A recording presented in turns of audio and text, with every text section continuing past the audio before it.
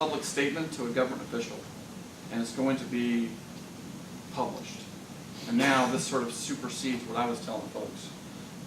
So that's great. But there's another type of briefing document, and that's going to be that you and your group is going to form. It could be very casual, just be an outline. And what I typically do is make sure the person has a few softball questions, just very easy. Let the person begin talking to you about what they know.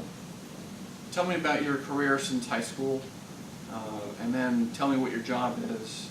Usually at that point I then say, give me your statement, tell me what you've heard, what you saw. I sort of draw the box for the witness, telling them sort of what I'm looking for on their statement. Once they begin giving the statement about their account of the accident, do not interrupt them. Let them keep speaking until they can't speak anymore, and then I say, and then what? Just keep having them talk.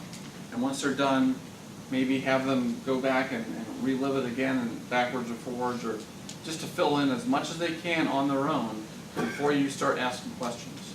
The second area on that outline is going to be with the group. What topic areas are we going to discuss? You know, maybe it's their background, their training, the event of the accident.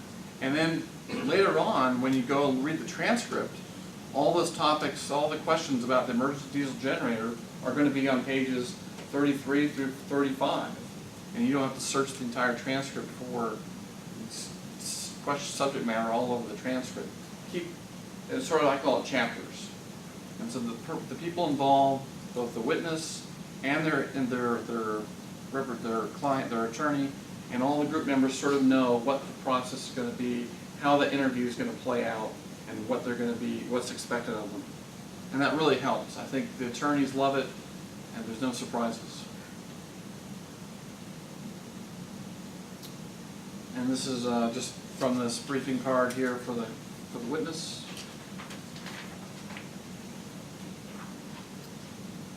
One of the most important things, and this is really for especially the newer investigators, resources on scene can be very tight. There's a lot of things going on early on. There's competition for witnesses sometimes between groups. So it's very important to coordinate. If in the C Street accident, the captain in that case was the only person that had any knowledge about what he was doing, what the engine settings were. So both the operations group and the engineering group all had to sit in on the captain's interview, because that sort of is the first root of the investigation. So make sure that the IIC, that every night during the meetings, you coordinate these interviews, because you got to coordinate the witness, you have to get the representative there, you have to make sure all your group members, the proper people to ask the right questions will be in the room. So sometimes that's a coordination effort to sequence the interview. I like to talk to the operator, the captain in this case, and then go through the other crew members, and then, like I said, maybe the captain a second time. So you're doubling back. Now you've got a lot of information from all the different witnesses, and now you can do a follow-up interview much more intelligently later on. But again, in the back of your head, always remember, you may only have one chance to get that interview. So it's get the critical people first. You can always do maybe a schedule an interview later on. So in summary here, you want to make sure that you have the proper documentation with you, an attendance sheet, who's in each interview, the briefing card for the witness, and this outline I just described to you. It can be very simple, but it's certainly helpful. Prepare for the interview. Make sure you understand what issue topic areas.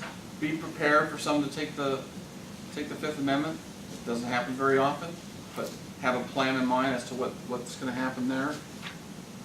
And make sure you speak with your group members and remind them of the rules each day. Hey, ask open questions. A lot of times you go back and read those transcripts and listen to the interviews. Day one, everyone's following the rules. Day two, suddenly they've completely forgotten what you told them, and they start asking very legalistic, pointed questions. They're not asking open-ended questions. So keep reminding your group members who don't do this on a regular basis, hey, that's not how we do business. You know, ask open questions. And this is one more video, and then we're going to go to lunch. Okay, thanks very much, folks. Thank you.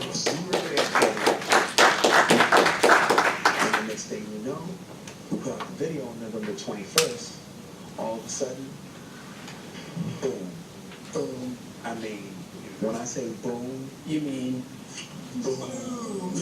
Yeah. And we were like, what's happening? Okay, first of all, people are putting up their own videos. Yeah. It was like no longer my song. yeah. I think we actually have the tape. Can we roll the tape of that? When people started putting videos around the world of themselves getting happy.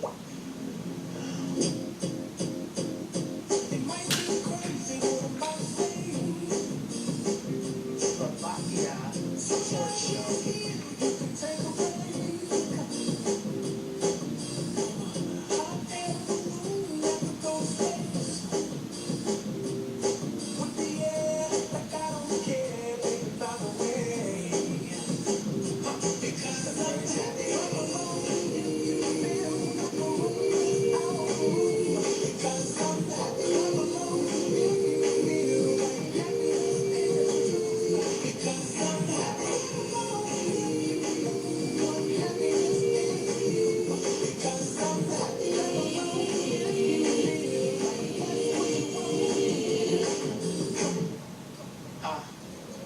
Makes me cry too. Makes me cry too.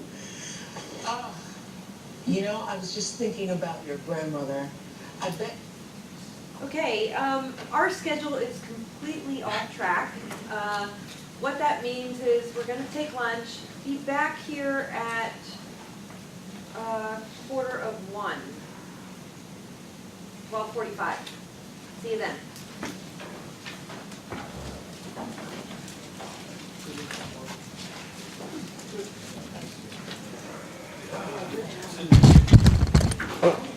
Put that next to me. I'd probably just take it.